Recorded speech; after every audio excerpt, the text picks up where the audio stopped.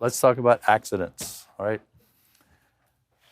a fun subject to talk about, or not totally fun. Okay, anybody know anyone, like nobody in this room, but anybody you know might be accident prone. You know what that means?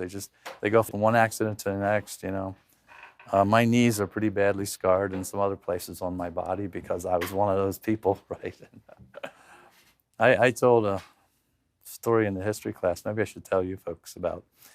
I was 14, and it was one of those times when some of us young fellows were doing things probably we shouldn't have been doing, And there was a place close to where we went to church where there was a hill like that, and then there was a ball field, and then there was another hill, then there was a road, and then there was a creek. Okay, and they had taken some equipment in here and cut this out and made a ball field. Okay, like they took this hill and cut it down so they have a longer ball field. Well, as we were taking a walk one evening, and we found a cable spool, one of those big things they pull behind big trucks. This was a tall one with inside the slats were pretty good size. Some were missing. So we pushed this thing up here to the top of the hill, and I crawled inside of it. Okay. This gets worse. Okay. So they pushed me down off the hill down over, Pitcher's Mounted out here someplace. It went about out to Pitcher's Mounted, and then it stopped. It was kind of fun, right? So we pushed it back up again. There were 3 other guys and me, and so pushed it back up again. And who wants to go this time? Nobody. So I got back in, okay? So this time, instead of just pushing it off the edge, they ran after it and pushed it, like going fast. And when they got out here, they realized they lost control of it. And there was a electric pole here lying down to keep the long balls from going down over. If somebody hits a long grounder, hit that down over next. There were houses, bushes, electric poles, a road, a meadow, a creek. I wound up at the creek. Okay. This is in the dark, right? This is in the dark. And the whole time I'm inside here, and I'm like forcing myself out against these slats because parts of me are starting to fall out, And I'm thinking, if this thing catches an electric pole dead center, I'm going home right now. It did hit a big lilac bush or something and sort of flung it up in the air and landed in the middle of the road. It wasn't like a main travel road. It was a paved road, but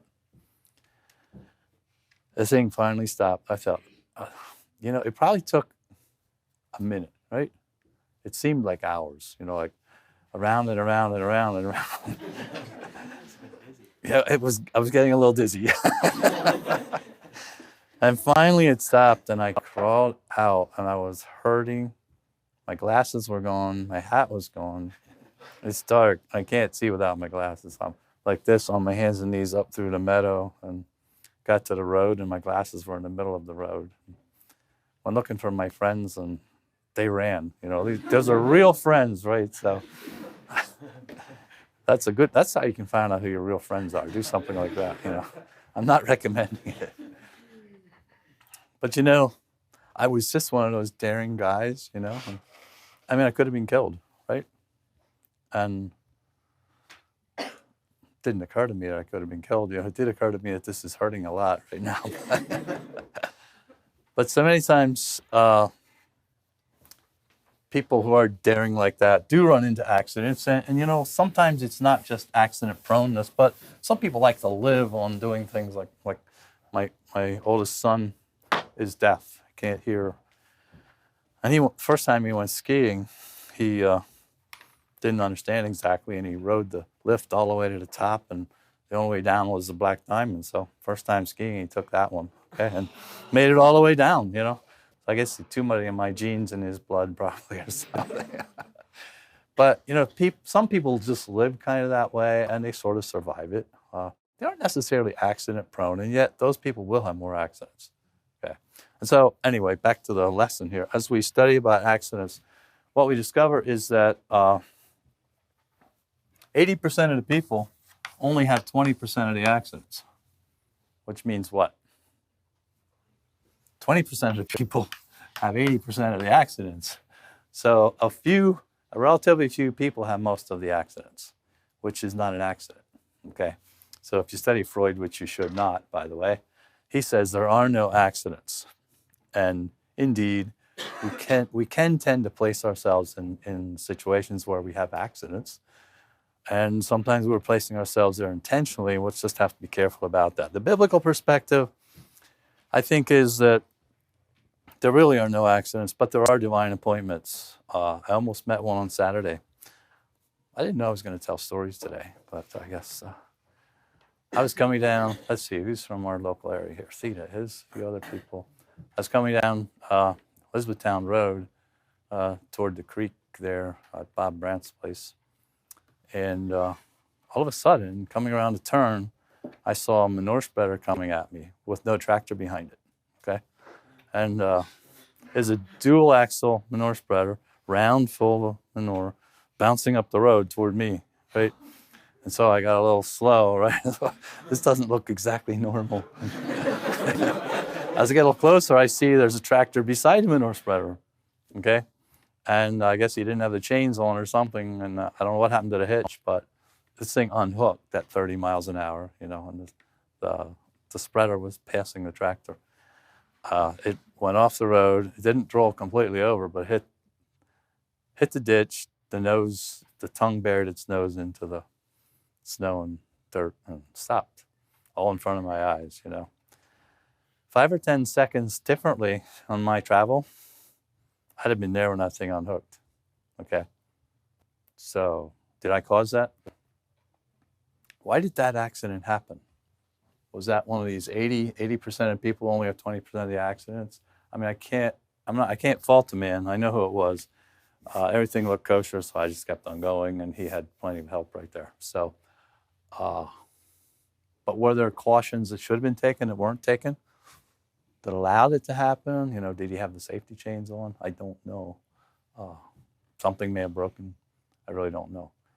But in my case, that would have been a bona fide accident, right? Because I had no idea. It was not something I planned for. It was something I tried to avoid as I got closer to it.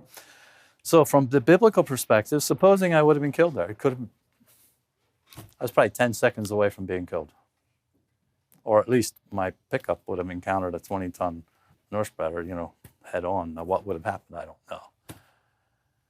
know. But there are divine appointments.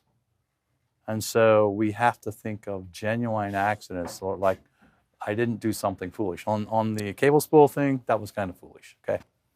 So that would hardly have been a genuine accident had I gotten seriously hurt. That was something I did to myself. But an accident like a vehicle coming across the lane toward you, that's a bona fide accident. And so, there really are divine appointments in life where things like that happen. So the study of accidents, there are two kinds of accidents. Number one, real accidents, over which the person has no control or could not foresee.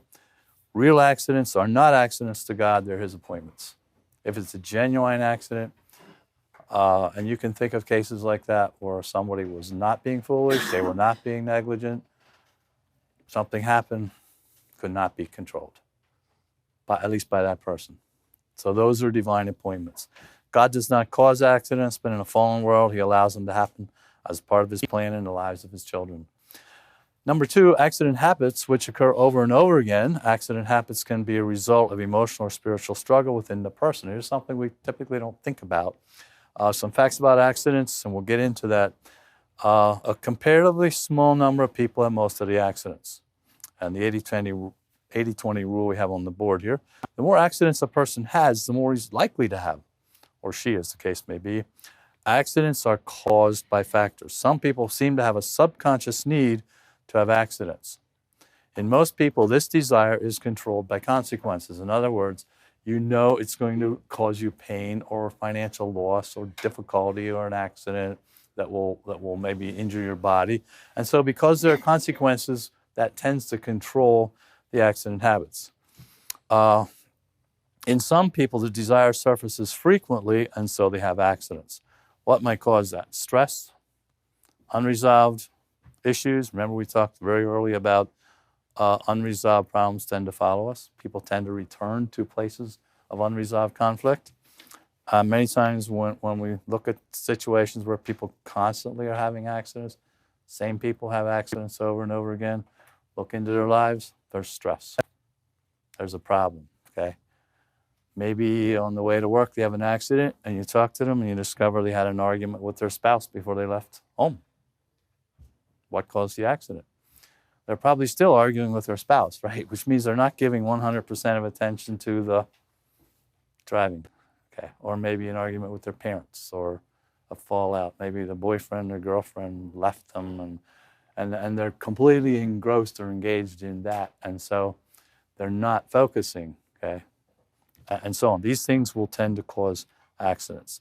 Guilt, real guilt or false guilt, where you're carrying something. And here's the way this works. And it's kind of when we have guilt and we're not dealing with it. It can be real guilt for which we've not asked forgiveness. It can be false guilt we should not be carrying. But when we have that guilt, we know we need to be punished. Not in the case of false guilt. We may know it, but that's wrong. But we already talked about that. Okay, we'll go back and have a little bit more about that when we talk about shame. But if somebody's carrying guilt, they know they need to be punished. You may think of a time when you were little or younger and you did something wrong and your parents paddled you or had you time out or they took away some privileges. And, that is a way of assuaging that guilt. Okay? That's a way of taking that guilt and getting rid of it. Oh, I did something wrong. I took some gum at the store. We went back. I paid the lady for the gum. She said she'll forgive me. I asked her to forgive me. It's gone, right? When we don't do that, we can build a backlog of guilt. We can build a backlog of things that are unresolved. And when we do that, we know subconsciously that we should be punished for that, what we've done. And sometimes people will set themselves up so that they have accidents, and the accident causes pain. And the pain resolves some of that guilt temporarily. Oh, it hurts. Oh, maybe I'm being punished for my... This is convoluted thinking, folks. You understand this? But sometimes even people who are fairly normal can get into this. So we want to be careful. I mean, some of you may be thinking right now, why would anybody do that? It happens, okay? And so we get people with accident habits. We start looking into their lives and finding out, oh, they've got some unresolved something somewhere. And the accident causes them to feel like that guilt has been atoned for. Unfortunately, if it has not been atoned for, it comes back up again. And so the guilt gets assuaged, comes back another accident. We feel like we paid for it again, come back another accident. And this can be an accident habit. It can be a habit. It can happen in relationships. It can happen in finances. You work with people who constantly lose money, and you can discover they've got some unresolved issues. Every project they do, they lose money, and you can't figure out what is going on. They'll underbid the job. They'll forget to include some of the items on the bill. They'll spend too many hours fixing some little project that they have to do. And you find out that person may have a real serious problem, emotional problem they've never dealt with. And this constant loss assuages the guilt. Okay? Causes of these things, need for attention. Sometimes it's a need for attention. Do you ever see, a 3-year-old run across the living room floor and just like, boom, pancake the floor? You ever see this? And what do? Sometimes they're lying flat on the floor and their head goes this way and this way. What are they looking for? They're looking for somebody to come running and scoop them up and kiss them and hug them. And if you do that, they probably scream their head off, right? If you ignore them, they'll jump up and run. Now, if this child is really hurt, don't ignore them, okay? I'm not trying to say this, okay? But if the child is not hurt and you know that, and you give them overmuch attention at a time when they're looking for it, you can create an accident habit in that person. Okay. Oh, that felt so good. Let's do it again, right? When you get to be 10 and 12 and 24, it's hard to run across the public lounge and just fall flat on your face. But you'll find other ways of finding ways to get hurt, so people start, really saying nice things about you and pitying you and praying for you and all sort of things. So it's not wrong to pity people when they're really hurt, but when people are doing things that are intentionally causing accidents, it could be a need for attention. And we have to be careful we don't engender that very early in a child's life. It can happen. Hostility, anger, accidents can be irrational attempts to deal with those kinds of factors. Irrational makes no sense to most of us, but accidents can be a way of dealing with that. Accidents produce pain and suffering. The pain and suffering are self-imposed punishment that expiates the guilt feelings. It doesn't really take them away, but for a while it kind of drops those feelings. Accidents may also be a desire to escape responsibility, other unpleasant situations, and produce secondary benefits. So if there's a test today and you get sick, you don't have to go to class. That's a secondary benefit. Okay? So when we talk secondary benefits, we're talking about, well, it's not nice to be sick, but at the same time, if it escapes the test, it's a benefit. And so we have to be careful of our thinking, that our thinking does not carry us down those kinds of paths. Well, I've got to go to the dentist, but if I broke my ankle, I'd have to go to the hospital. And after a while, things get so involved and you can't figure out what's going on. Repressed anger or hostility against someone. And much of the time, this is taking our attention away from life. And so we're not paying attention to what we're doing. We cut our hand on a piece of glass. We hit our thumb with a hammer, that kind of thing. There will always be real accidents. I'm not trying to eliminate the real accidents that are out there, but just be careful that if you get somebody or yourself with an accident habit, it could be something that's part of the 20% of the people having most of the accidents.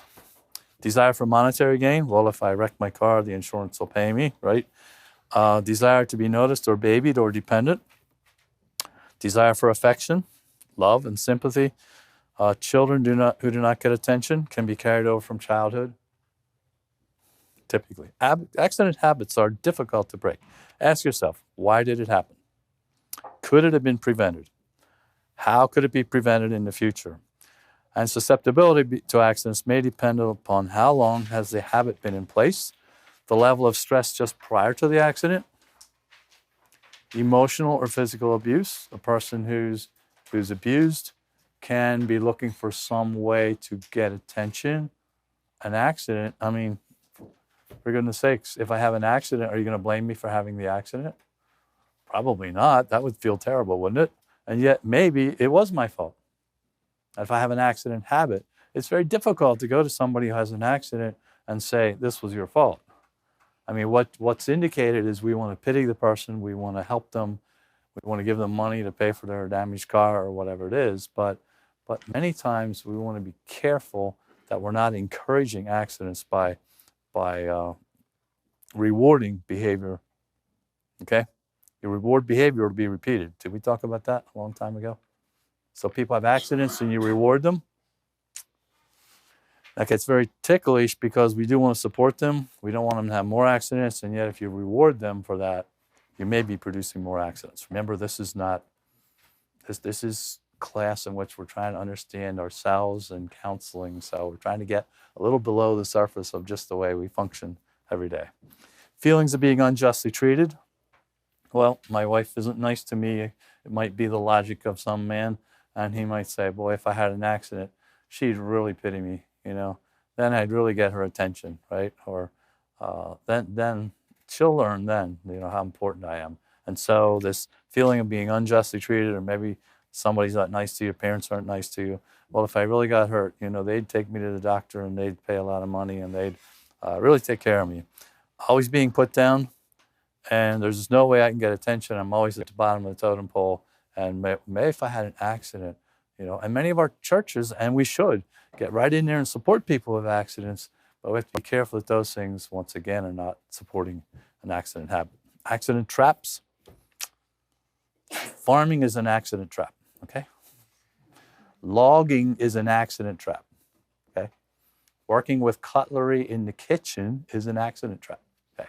These are places where accidents, unless there's extreme care, will happen. And so, unsafe practices, speeding, driving too fast. Driving too fast, that's an accident trap. It's something you can avoid. You don't have to speed. You don't have to drive too fast for conditions. But you do. And we all will at some point, because we didn't know about it. We didn't know there was black ice on the road. But when it happens, repeated unsafe ladders. I remember working on a job, and yeah, I have some unsafe ladders on my farm. So I'm working on a job, and there was a wooden ladder that was getting rickety, and the foreman said, "Put that ladder on the ground." And he had the man with the backhoe. He said, "Drive over that, right down through, I'll break all the rungs." I'm thinking, whoa, I could use that ladder. But, that happened 40 years ago. I still remember that. What was that man trying to do? He was making sure, they were working on the roof of a barn, which is enough of an accident trap. And when he saw that ladder being rickety, the foreman was a Mennonite man I knew very well. And he called the loader driver over. He said, "Drive down over and break every rung." He was preventing an accident trap. Okay, whatever that ladder cost wasn't nearly what it would have cost if somebody had fallen, got hurt, or killed. Okay, it was a big ladder, 40-foot ladder. Okay, I don't know if that's big or not, but taking chances, risky behaviors, some occupations are accident traps. Mining, flying. I don't know if there's any pilots in here. My son's a pilot. Before you fly, there's a checklist, right? You go over that checklist carefully every time. A walk around the airplane checklist, inside checklist. Why do they do that? You don't get many opportunities if something goes wrong up in the sky, right? So flying is an accident trap. There are things in life that are accident traps, and when you're working in those things, you can be safe, but you've got to be careful. Can accidents be controlled?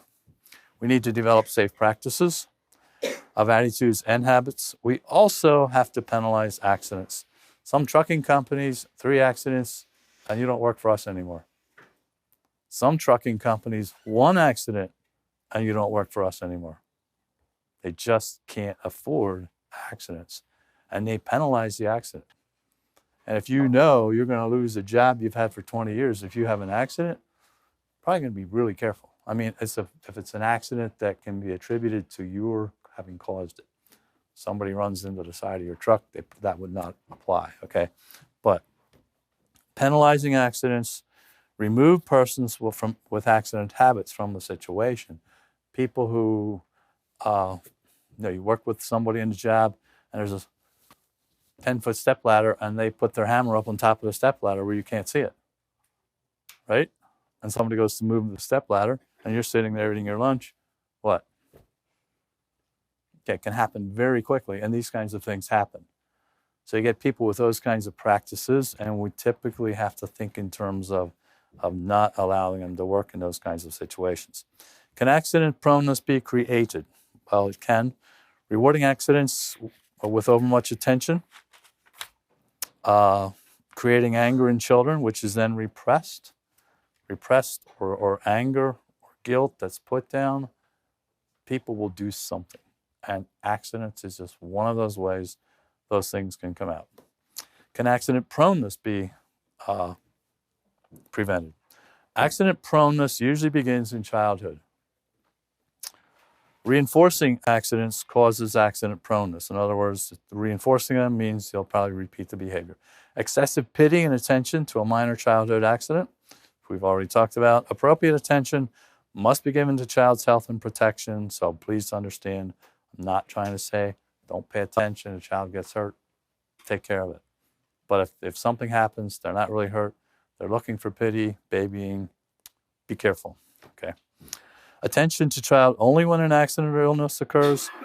The child's just ignored, the child's just let to play in the street, isn't taken care of.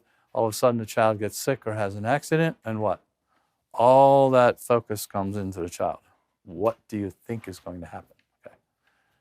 And you see this particularly in children who are not cared for. There's an accident or the child's sick and has to go to the hospital, and all of a sudden the family who never cared before are just they're right there in the waiting room. They want to talk to the doctor. All that attention gets focused. It is not something that's very healthy. Children must feel secure in love and protection. Children who feel secure, they're protected, they feel loved. There's much less need for that child to do something to get attention. To discover unresolved or repressed feelings of guilt, anger, hostility, inferiority, etc. We discover those things, we do something about them.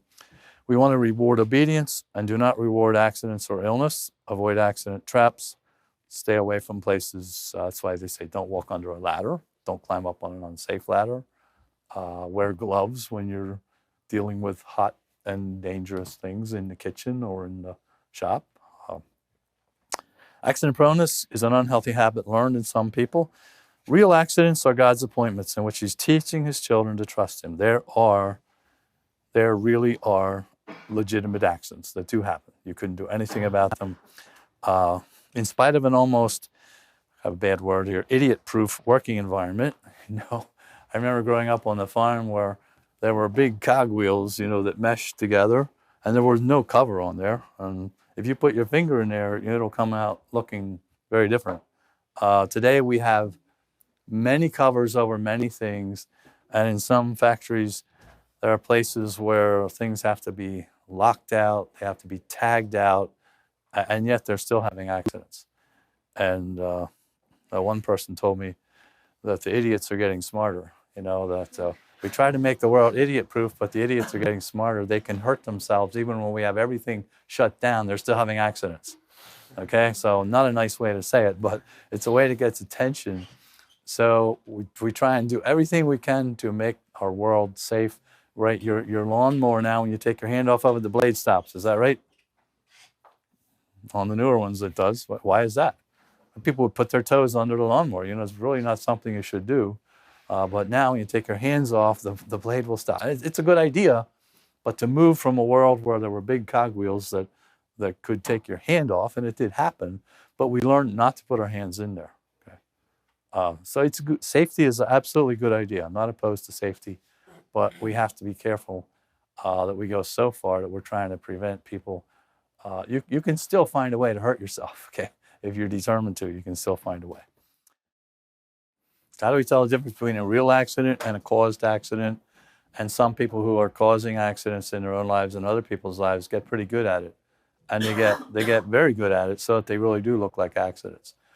Well, when you get somebody like that, and typically we can detect that, as I was saying earlier, try and get some good attention into their lives. Try and get them out of the accident trap, the job that's causing the problem. Try and maybe instruct them. Sometimes they're not being instructed right. I mean, if you take a kitchen is an accident trap. You take a hot kettle off the stove and carrying it to the table, there's a possibility that a child could run around the turn and run into it, right? Unknowing. Well, so which way do you turn when you take the kettle off the stove? Do you turn toward the sink or do you turn toward the door into the dining room? Okay? Sometimes it's just as simple as that, as thinking about what we're doing. So we're trying to notice people who always have those kinds of accidents. And so, because I spend time with these kinds of things, I watch people and I see how they're doing things, how they drive. I remember one of my students had an accident with a vehicle and was hanging upside down in the vehicle, he and his wife, for a while. Somebody came and cut the seat belts and got him out. And so after I talked to him a while and after a while I got around to asking the question, it was rainy, right? Yeah. How were your tires? Well, they were smooth. Okay. Well, guess what? Was that an accident? See, it's hard to just like bluntly get into somebody's life and say you did that by not having good tires on there. And we can have accidents when there are good tires. But if you're going to get more miles out of your tires when they need to be replaced, that's an accident habit. Okay. So we also want to look at practices and behaviors that are causing those kinds of things. So I want you to understand correctly, I'm not here trying to minimize accidents and act like that, you know, every time somebody has an accident, it's been caused. Want to be careful that we do respect people and honor them and protect them. But we can get into an accident proneness. We can get people in an accident proneness where they've developed an accident habit. And most likely it's because they're not thinking correctly, or maybe they're not getting enough good attention. And some of us who do have some level of accident proneness just need to be very careful about what kind of occupation we have. Some occupations are very dangerous. I've discovered as I get old, I know why they put steps on tractors. You know, I never could figure it out. I just jumped on the tractor. Right? Now I know why they have steps. You know, so I use the steps. I fell a couple of times in my old age, and I realized it used to be when I fell, I jumped up and went again. These days, when I fall, I look around to see if anybody saw me and look to see if I broke anything, and then I get up and try to go again. So, you know, there are reasons on some of the big equipment. There's a handlebar going down the steps. I use that too. Okay, so you know, as we get older and as we get into situations that are dangerous, then use the cautions. Use the cautions so we don't endanger our own selves or other people's lives and limbs and property. So the question is, carelessness, is carelessness related to an accident habit, or are they trying to have an accident, or some people just made that way? Some of us grow up a little more careless than other people, and some of it is just because we feel invincible and we're young and strong and we don't think anything's ever going to happen to us, and so we just keep on going. I think carelessness many times it can be ingrained in a child just because as a child grows up, they don't realize they're being careless.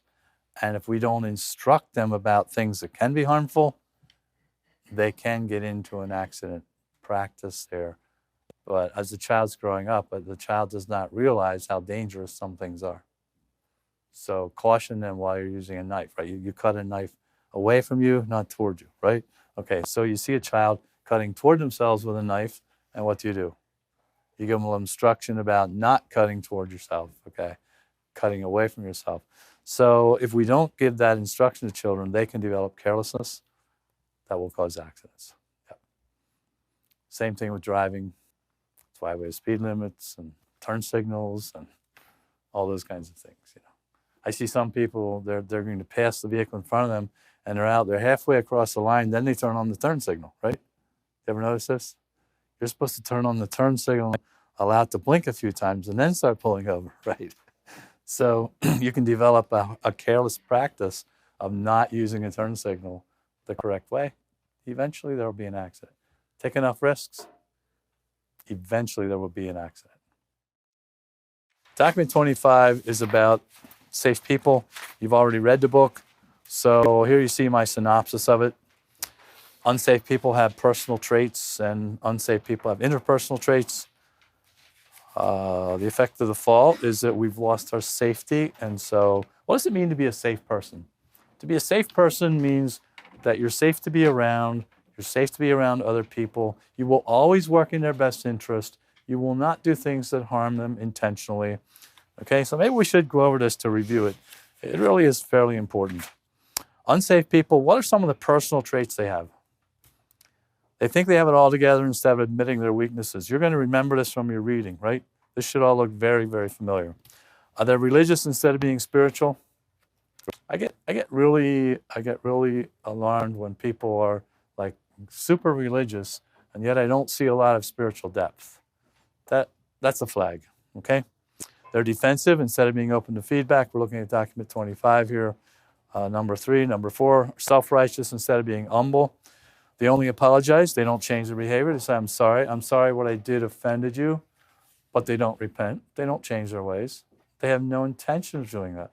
These people are not safe. In other words, they will hurt you. They'll hurt themselves. They'll hurt their spouse.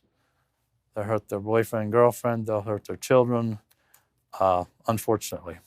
Number 6, avoid working on their problems instead of dealing with them. Oh, yeah, you remind them of their problems. Oh, yeah, well, I know that. But you talk to them a week later and a month later and a year later. Have they worked on it? No. They haven't changed anything. Okay, these people are not safe. Demand trust instead of earning it. Well, you don't trust me. Well, don't forget, trust needs to be earned. Okay, if somebody says you're not trusting me, well, maybe there's a reason why you're not trusting them. Okay, and so we need to earn trust of people. Demanding it will completely turn it off. Believe they're perfect instead of admitting their faults. Blame others instead of taking responsibility. Lie instead of telling the truth. And people can get into lying patterns, and after a while, they don't even know they're lying. I remember working with a family, and the mother was talking to Lois and I about her daughter. She just keeps on telling me lies. She's a liar. And I'm thinking, well, she is telling you lies, but why is she telling you lies?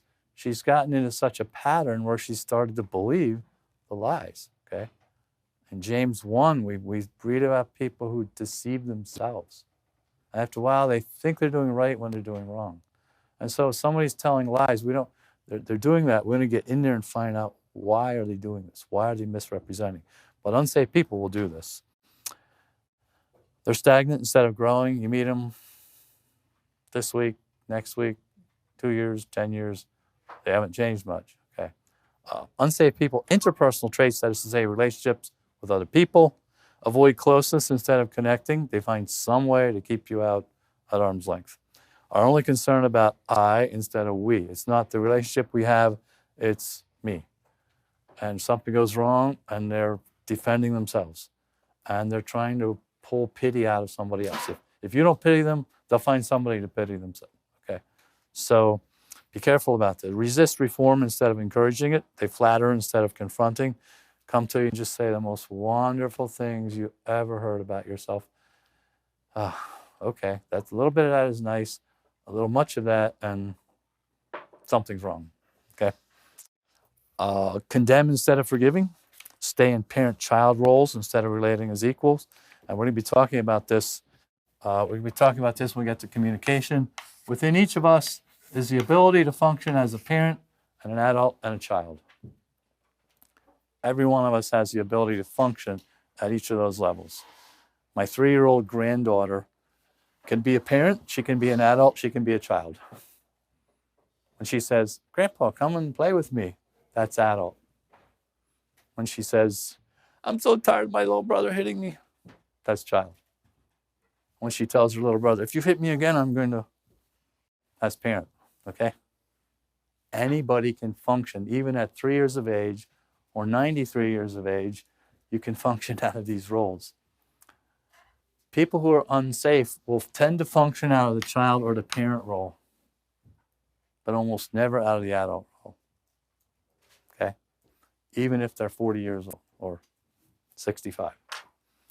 And we'll talk about that more when we talk about the subject of communication. Number 7 are unstable over time instead of being consistent. Number 8, they influence others negatively instead of positively. Number 9, they'll tend to gossip instead of keeping secrets. The effects of the fall is because of disobedience. We lost our safety. I believe Adam and Eve were, can you imagine being Adam and Eve?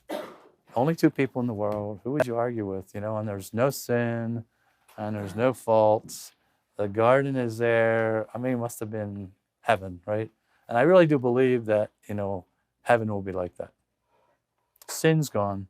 What does Revelation tell us? No more crying, no more tears. Sorrow and pain are passed away, okay? But unfortunately, that's not the world we live in. We live in a painful world. Disobedience, envy, self-sufficiency, entitlement. Everybody owes me something. Transgression against God's love. People sin against each other. The bonding process that we should all experience as children has been disrupted. Even in the best of families, there are tensions. Boundaries and identity not respected. We talked about boundaries. People cross boundaries, injure each other. The lack of maturity.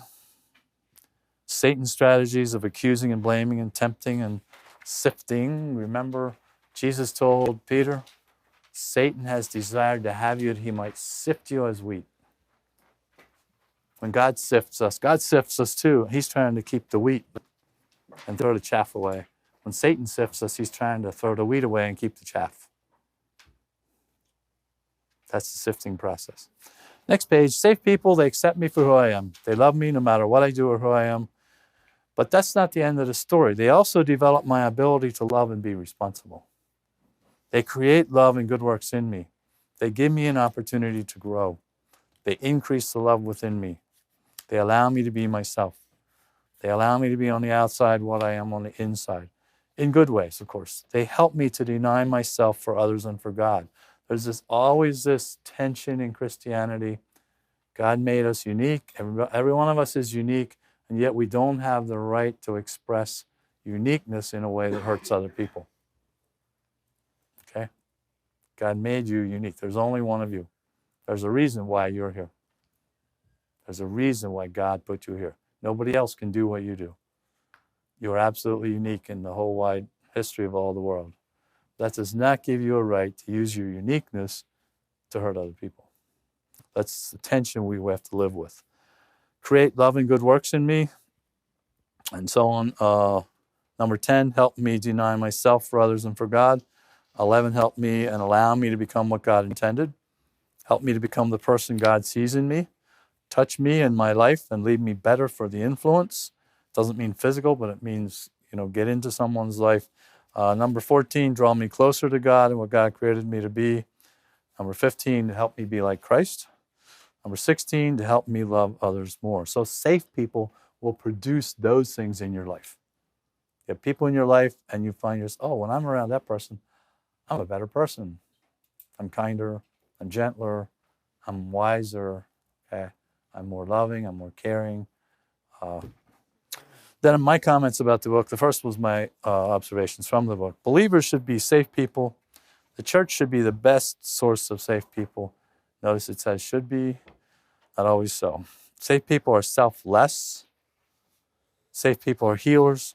Safe people are not perfect. They do not expect perfection from others. They're comfortable giving and receiving.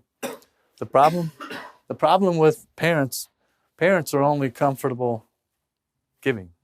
Children are only comfortable receiving. Adults can give and receive.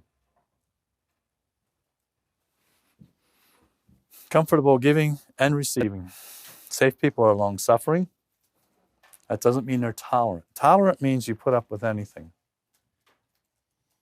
Tolerant means you can never tell anybody they've done something wrong.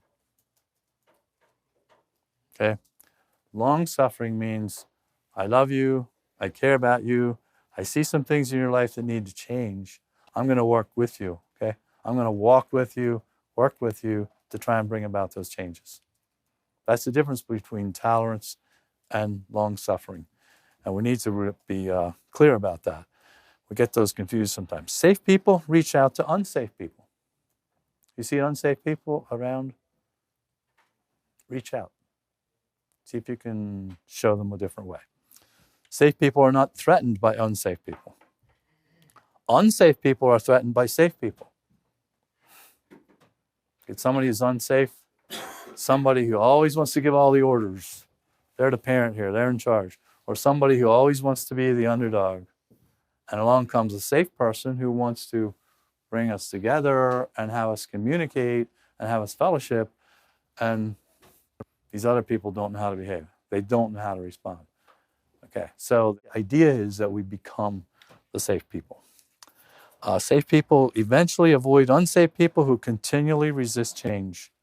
If somebody continually resists change, and you work with them and work with them and work with them, and they just can't seem to find a way to grow a little closer to God, a little closer to you, a little closer to the truth, then what happens is eventually we start avoiding those people. Very, very difficult. We'll be talking a little bit more about that. Safe people are wounded, healed, broken. We're all wounded. We're all injured. No exceptions. But the safe people have gotten scars where the wound used to be. Okay. And they're healthy. We're never perfectly healthy. Okay. Health is not 100%. Today, my knee hurts. Okay? So I'm not about to get out and start running. Can I still function as a normal human being? I can. Okay. But I'm not 100% physically healthy today. And many times we're not 100% spiritually healthy or emotionally healthy, but we work in that direction. Uh, at the same time, we're not 100% healthy all the time. We are still people who are working toward health, and we're also broken. And broken means we obey God. Unsafe people are wounded, not healed, not broken. Safe people do not throw spears. Remember Saul? Unsafe people throw spears. Wounded men throw spears. Broken men don't throw spears. Did David throw the spears back? Never. When he could have used the spear, did he use it? Spear in hand, there's Saul sleeping. What would you do? And the people with him are saying, God has delivered your enemy into your hand. Did he use it? How hard must that have been? Knowing if the situation were turned around, Saul would have killed him in an instant, right? Safe people don't throw spears. Safe people do not get even. Safe people do not dodge responsibility. They confront wrong in themselves and in other people. Safe people love without any demands. There are two papers on communication. It should be document 26 and 27. So I want to talk about communication. This will take a little bit of time. So let's move into the communication subject. We can each operate as a parent, adult, and a child. So this might be you, and this would be the other person. Okay. So the question is, most communication we hope is adult to adult. When I'm teaching, I'm trying to teach you adult to adult. Sometimes I go to parent to adult, okay? When I take a little more of a parenting, preaching mode, and I get a little bit more, okay, talking down just a little bit, not really down. I don't ever want to talk parent to child in a classroom. If I do that, I will destroy the class. So you get somebody who's a leader and they talk parent to child, and you feel like you're a child, you're probably not going to respond very positively. Okay? We won't respond terribly, very, very positive if somebody considers us a child. And when people talk down to us that way, we don't respond very well. The parent can be very useful, very positive, in that the parent is someone who knows how to do things, can give directions, can give orders, can give warnings. The parent on the negative side can also be controlling or manipulative. You're going to do it my way no matter what. I'm right even when I'm wrong, okay? That can be the parent. So we have a positive and a negative with the parent. We have a positive and negative with the child. The positive side of the child is that it's playful. It's de-stressing, okay? And men are born with this, by the way. So ladies aren't born with it. They have to learn it if they're going to. But men seem to be born with the child thing. So were you ever trying to have, ladies, talk to the ladies a little bit, were you ever trying to have a serious conversation with a brother or a man, and they flip the child, and they just start saying silly things, right? What are they doing? Okay. Well, what they're doing is they're trying to ask the ladies to chill a little bit, right? Can you just relax a little tiny bit, okay? That's what they're doing, okay? So child can be very, very positive. Even if you're dating and you're the girl and, your boyfriend is, and maybe things are getting a little too serious, or maybe somebody's upset. And so the men will go to the playfulness and so on, okay? In a family, typically the moms are the more serious ones and the dads are the more playful ones. Typically we learn to play from our fathers. Not always, but dads can tend to be more playful. So that tends to be a positive side. We don't want to overuse it, men, okay? The caution now, talking to the men, is sure we have this playful side, but when it's time for serious discussion with the ladies, whether it's your mom or your sister or your girlfriend or your wife, okay, buckle down and have the serious conversation. It's okay to do a little bit of that child stuff, but if you go that way the whole way, you will destroy your relationships. First of all, the ladies will roll their eyes, can't figure out what in the world you're doing. And then next they'll say, I don't believe this man's serious. And after a while, if we can't get out of the child thing, that's big trouble. So as men, we will tend to bounce from adult to child as a way to de-stress, but we don't want to stay there. Okay? Don't stay there. Make sure we get back up here to the adult mode quickly. So the child has a positive, and girls have it too. It's just that men tend to be born with it. Okay? It also has a negative in the children can be irresponsible. Like the parent is overly responsible, the child in you can be irresponsible. And if you tend to focus and live out of the child, then you may just live as an irresponsible person. You forget everything. You don't get things done on time. The dog ate your homework and who knows what. There's always some reason why something didn't work. So I want to be really careful that we don't be irresponsible. In fact, I was teaching this over the weekend, and someone in the class said, well, I work with a man who has a different girlfriend every week, and I don't know how to talk to him. I said, well, out of what is he living? He's living out of his child. He's irresponsible. He doesn't accept responsibility. He's a person who's going to cause a lot of trouble. He said, well, how do I talk to him? I said, well, first of all, I think I talk a little parent to child to him and remind him of what he's living.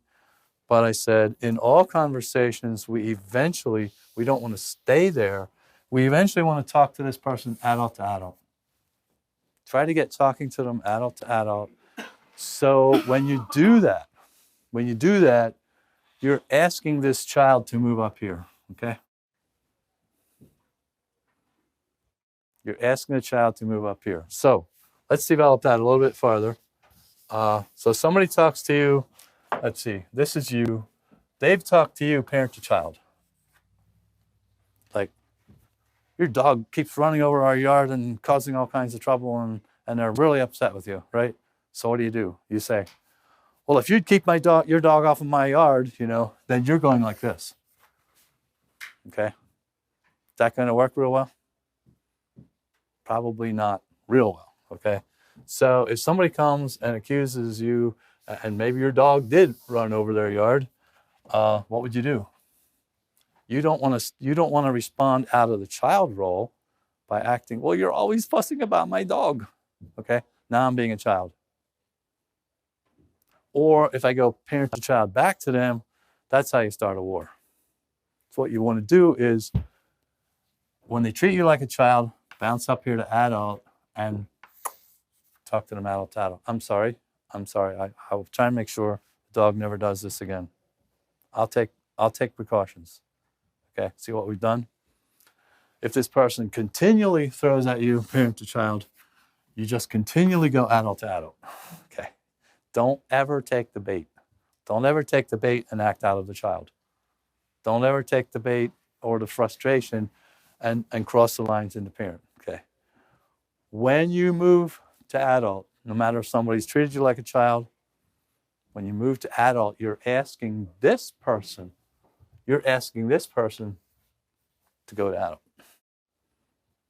Okay, that's what you're doing. You're not asking it in words, but with your language and demeanor, you are asking this person to become an adult. Will they do that? I can't promise that. But you can do that. You can be the adult which asks them to be an adult. And when you do that, you're giving them several messages. First of all, you're saying, I'm not a child. I'm not going to be treated like a child. I will treat you like an adult. Okay? I expect you to be an adult.